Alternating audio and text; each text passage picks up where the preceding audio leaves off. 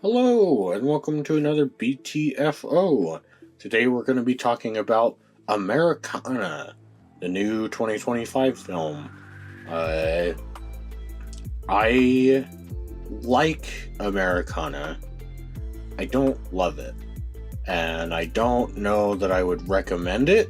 Um, if you have the time, I guess it's worth seeing. But I don't know. I will say that my number one complaint for Americana is just that it is too long. I think that there are a lot of portions in the movie that can be cut down or cut entirely, particularly in the latter half of the movie. Um, but it's a kind of neat, kind of interesting little tale of there's this Lakota Indian ghost shirt, and it's worth a bunch of money on the black market. And so basically, you've got this art dealer that is like, hey, if somebody were to get that for me, I'd pay them a lot of money. And it's kind of interesting because it starts out at he's gonna pay the guy $6,000 to go steal it, and the guy's like, okay, nah, pay me 10, and he's like, okay, fine, I'll pay you 10, and then he goes and I don't know, the film is broken up into chapters. For the most part, that is just specifically so that we can have our opening that takes place in or at the end of the first act, basically. To me, I don't know, it's not because there's nothing in the opening that I'm like, oh man, I really gained an appreciation for that after seeing the events that preceded it. And so it's one of those cases where I guess I could take it or leave it. I don't really care that we started in the middle of our story and then jumped back, but also I think if they had just told it in chronological order, that would have made sense too. But they basically, the guy goes and liberates it, or he steals it, and as he's stealing it, the guy who owns it, trying to plead for his life, he's like, please, whatever they're paying you, I'll pay you more, do you want 200,000, 300? And the guy's like, well, they're paying me 10 grand, and he's like, what the fuck, are you stupid? And but ends up getting killed anyway. And then the guy who stole it is kind of thinking a bit about the fact that it is worth that much, that that's what the guy was begging that he'd pay him. And so he's like, oh, okay, so art dealer man is kind of ripping me off, he's lowballing me.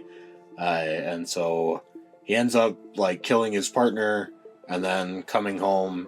And it's kind of neat where they show that he's not a great guy, but he is a fun character. Where I really there's a scene at the diner where the art dealer's trying to explain the plan to him, basically, and he's supposed to show up at 4, and he gets there at 3:59, and the art dealer and the other guy are like, oh, finally, he's like, well, I'm not late, so calm down. The guy's like, oh, we've been waiting here, and he's like, yeah, and it's 3:59. I'm not late just because you're early. It's not how that works.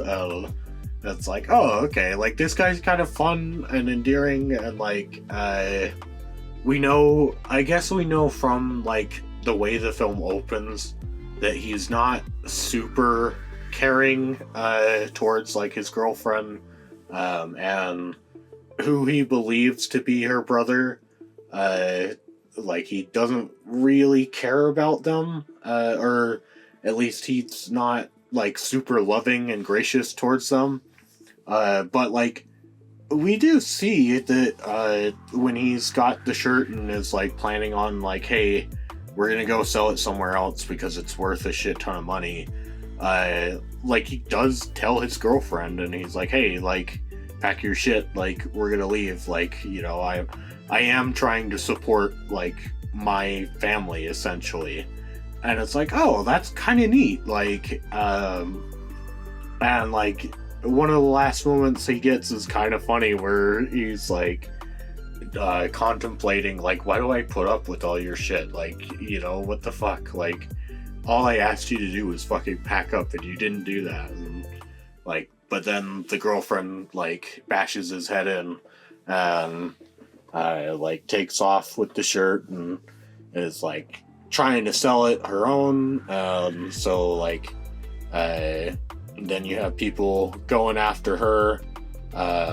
You've got Lefty and Sidney Sweeney's character. They're probably the like least developed, which is weird because the film definitely acts as though they're main characters, but Lefty is an extremely simple character. Like he just is a simp. Like they literally say that he is like mentally deficient and like can't make a whole lot of complex like decisions. And so basically every woman he meets, he asks them to marry him. And so he's just fixated on like Sidney Sweeney, because she's this waitress. Like, and it's kind of weird because they, like, Sidney Sweeney essentially does manipulate him through the movie, but it's not ever, like, it could be implied to be malicious, but, like, it never really is. It's kind of done in a way where it's like, oh, no, like, I like this guy, and, like, I find him charming or whatever, but, like, I do need to use him to, like, get this shirt and, like, get this money and stuff. And so it's, like, either way, it's manipulation, whether it's, like, malintended or not, or, like, malicious or not. But, like, I don't know, they're, like, that's basically it for their characters. It's just he's a simp, she wants to go be a singer, and, like, it's kind of funny because the movie essentially takes them out. Like, it puts their characters on pause for, like, a good chunk of the movie, because it's like, well, yeah, they're really simplistic, and so, like, they kind of get in the way of them doing their cowboys and Indians metaphor. And, like, that's the other group, is the Native Americans, where the little boy, which it's kind of funny. It's, I don't know, it toes a really weird line where it's like, I'm not sure if they intended it to be funny, or if they're like, no, cultural appropriation is a serious issue, and, like, we need to take that seriously. But, like, the kid is like, nah, I'm the reincarnated, like, chief of the Lakota, so, like, I'm gonna bring the ghost shirt back to my people. And they're all like, dude, you need to, like, chill out with that shit, okay? Like, you're gonna get yourself fucking hurt if you keep saying shit like that. But, so, like, they go and they try and get it, and the girlfriend who has it, she ends up going back to her family in Wyoming, and they're like a weird polygamous cult thingy. And like, basically they end up having a standoff with the Indians, and like, they get shot, or like, some of the men get shot, and then the rest of the women, like, stand up for themselves and, like, end up shooting the men. Like, then they basically come to an agreement with the natives that, like, hey, look, we don't really care about the shirt. Like, the dealer guy he's gonna come in with a bunch of money. Like, that's what we want. So if you help us kill the dealer guy, then like you can have the fucking shirt. We don't give a shit. They're like, oh, okay. Like, yeah, sure, that works. And so then, like, the dealer guy shows up. They have a like fairly long, drawn out gun battle. And like eventually, the dealer's killed, and they get the money.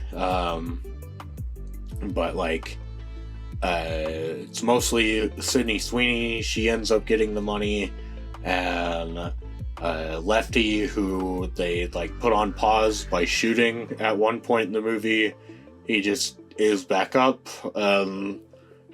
So like they get in a car, and they end up taking the kid with them, and like they leave, and the girlfriend leaves, and it was at that point where I was like, okay, this is probably where the movie should end. Like, you know, it's been a while. We like built up to our third act. Like, we did our big like shootout. Okay, like everyone's going their separate ways. Like, we're done. And then it's like, no, we're not done. We need to continue.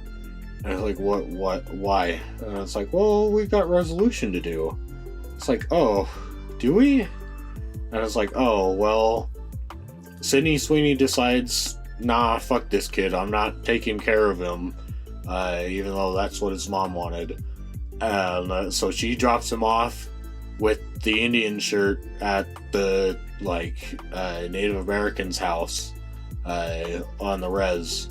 And it's really weird because like the kid basically sits there until the Native American guy gets home, and like he sees the kid with the shirt, and he takes the shirt from the kid, and he's like, oh, like I kind of respect the fact that like you brought this back to us, and then just leaves the kid outside. It's like, no, like you're not coming inside my house, which is like, oh, I don't know, like if you want me to sympathize with them, that was a real dick move, because it's like, no, I get it if he's like, no, you're not my kid, like I'm not gonna raise you or whatever. It's like, that's one thing, but like, I don't know, man. It's a child. Like, you probably shouldn't, like, I don't feel a whole lot of sympathy for you being like, no, you get to fucking sleep on the streets, bitch. Like, it's like, yeah, that's kind of weird. But then, like, they have, fucking, the mom, she wakes up in the hospital, and then like immediately leaves, goes all the way back home, and finds her kid, and they reunite, and it's like, oh, okay, like I guess that's a good moment. I don't know why we couldn't have just done that earlier, but alright, like fine. And then it's like, okay, the movie's over, right? No, we have to see Sidney Sweeney and Lefty. Lefty is like dying, and so Sidney Sweeney is driving the car in this scene, which I found really weird, because I think if you had Lefty driving the car, the scene makes a lot more sense, because Sidney Sweeney looks over at him and is like, oh shit, like you're dying, like we need to get you to a doctor. And then she pulls over onto the side of the road, which it's like, what are you doing? Like, there's no doctors on the side of the road. Like, you need to keep driving. And then he's like, no, I don't need a doctor. And then he gives his, like, his proposal speech, which, at this point, like, early in the film, when we meet Lefty, we hear him recite the speech to Sidney Sweeney in the diner, and then we hear him say it in his head, and then we hear him actually propose to a woman. So, like, we've heard it 3 full times already. And, like, Sidney Sweeney's character specifically has heard the speech. But instead, she lets this, like, as far as she is aware, dying man spend, like, 5 minutes giving her this whole speech that she already knows how it goes. Like, she knows what the fucking point of this is. And then he dies at the end of it before she can answer, like, yes or no. And it's like, I get it that the film wants to leave that ambiguous to, like, oh, would she have said yes or no?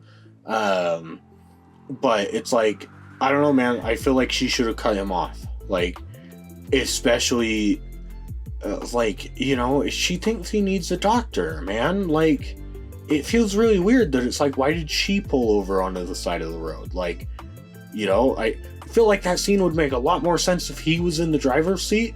And, like, that way it's not like, oh, she can just pull over or, like, go somewhere at any time. Like, that way she is stuck there while he's, like, saying that speech. But, yeah, he dies, and, like, then she puts his body on the side of the road, but, like, she props it up and, like, puts a beer can, like, or a case of beer next to him, and it's like, why? Like, I don't get that, especially when it's like, okay, like, yeah, I guess it looks nice, but, like, practically, sorry, but, like, Sidney Sweeney is, like, not that strong, and, like, you know, or at least doesn't look like a very strong woman, and, like, Lefty is, like, played by a bigger dude, like, you know, he's not exactly a thin fellow, and so it's like, sorry, but, like, just moving his body while he's dead is gonna be really difficult for her. Why the fuck would she spend time to, like, set it up and stuff? Like, you know, I could understand maybe, like, pushing him out of the car, like, lying him down, putting the blanket over him, like, putting his hat over his face, like, I could get that. But, like, propping him up into a sitting pose, like, oh yeah, he's just having a few beers, like, that feels really weird. And then, like, it's like, oh, okay, so that's where the film should end. No, we need to have a scene of Sidney Sweeney, like, singing in the car. And it's like, did we really, though? Like, you know, it's like, I don't know, man. Especially for, like, because the film keeps trying to push that, like, oh, yeah, she is a really great singer. And it's like, she's really not, like, you know, like, she's fine. But it's like, I don't know, man. Like, she's really not that great. And, she's got a speech stumble throughout the film. It's not quite a stutter. She, like, takes big gaps in between the words that she says, and, like, I'll give Sidney Sweeney credit. Like, she does a fairly good job of portraying that, like, when her character gets more anxious, like, the gaps become longer and stuff. But there are a few times in the movie where, like, the gaps just disappear. Like, she just doesn't have that speech impediment. And it's like, because one of the times is in the diner when she's, like, taking the guy's orders, which, on the one hand, I could see it being like, oh, okay, yeah, she works as a waitress, like, taking people's orders is something that she rehearses a lot, and so, like, she's able to get that all out without, like, stumbling through her words. And it's like, I could understand that, but also, like, she is spying on them at that point in time, so it's like, I don't know, it could have been really nice to maybe see a juxtaposed, like, you know, have her take someone else's order earlier in the film and not stumble, and then, like, throughout that order she's stumbling because she's really nervous. Like, that could have been nice rather than just having it drop. And, like, yeah, and I don't know, I kind of kept expecting with Sidney Sweeney's character, like, throughout the film, it felt like she was just gonna, like, stop stumbling at some point and be like, okay, like, fuck you, Lucky, like, you know, or Lefty, like, you know, you've used up all your usefulness, like, you know, but, like, that never really happens. And I was like, oh, okay. But, yeah, I don't know, it's a weird, like, I think there are a lot of interesting elements to the movie. I think there are a lot of fun characters. I just think that it really needs to be cut down. Because, like, a lot of the ending, I get what they're going for, but it does not need to be nearly as long as it is. And so I think there's a good film in here. I just wish that, like, it was better, I guess. I wish they had cut it down to be that good film. It really needed to trim the fat. Yeah, so that's my thoughts on Americana. Thank you for listening, and bye-bye.